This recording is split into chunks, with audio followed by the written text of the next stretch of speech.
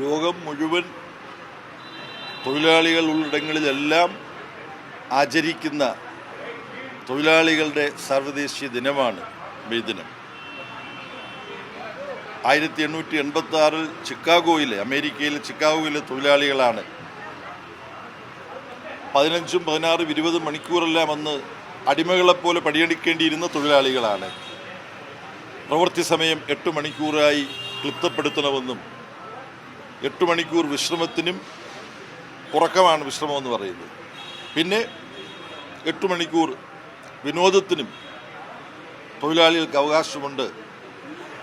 അങ്ങനെയാണ് ചിക്കാഗോയിലുള്ള തൊഴിലാളികളുടെ പണിമുടക്കം പ്രകടനം ഒക്കെ നടന്നത്. അതിനെ അടിച്ചമർത്തി അവിടെ വെച്ച് തന്നെ വെടിവയ്പ് നടന്നു. പോലീസിൻ്റെ അതിക്രമത്തിനെതിരായി അവിടെ പ്രകടനം നടത്തിയ തൊഴിലാളികളും പ്രതികരിച്ചു. ചില പോലീസുകാരും അന്ന് മരിച്ചു എന്നുള്ളൊരു യാഥാർത്ഥ്യമാണ്. പക്ഷെ അതിൻ്റെ പേരിൽ 4 തൊഴിലാളികളെ കൃത്രിമമായ ഒരു വിചാരണ നടത്തി തൂക്കിക്കൊല്ലുകയാണ് ചെയ്തത്.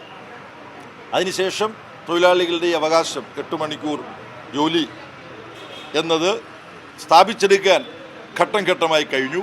പക്ഷെ നമ്മൾ ഇപ്പോൾ ഏതാണ്ട് 139 വർഷങ്ങൾക്ക് ശേഷം മെയ് ദിനം ആചരിക്കുമ്പോൾ പല സ്ഥലത്തും വർക്ക് ഫ്രം ഹോം എന്നൊക്കെ പറഞ്ഞിട്ട് വീട്ടിൽ നിന്ന് ജോലി ചെയ്യുക എന്ന് പറഞ്ഞുകൊണ്ട് ഏത് സമയവും പണിയെടുക്കുന്നവരെ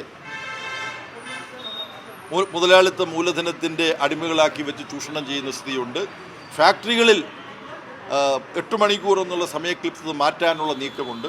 ഇതൊക്കെ ലക്ഷ്യം വെച്ചുകൊണ്ടാണ് മോഡി ഗവൺമെൻറ് ലേബർ കോഡ് ഇപ്പോൾ കൊണ്ടുവരുന്നത്. പല സംസ്ഥാനങ്ങളിലും തൊഴിലാളികൾ പണിയെടുക്കേണ്ട സമയം 8 എന്നുള്ളത് മാറ്റി 12, 14 ഒക്കെയായി വർദ്ധിപ്പിച്ചുകൊണ്ട് സംസ്ഥാന ഗവൺമെൻറ്റുകൾ മുതലാളിത്ത മൂലധന ശക്തികളുമായി ചേർന്ന് നീങ്ങുന്നുണ്ട്. അപ്പോൾ ഇത്തവണത്തെ മെയ് ദിനാചരണം എന്ന് പറയുന്നത് വളരെ വളരെ പ്രധാനമാണ്. 140 വർഷം 140-ാം വാർഷികമാകാൻ പോവാണ് അടുത്ത വർഷത്തെ മെയ് ദിനമാകുമ്പോൾ.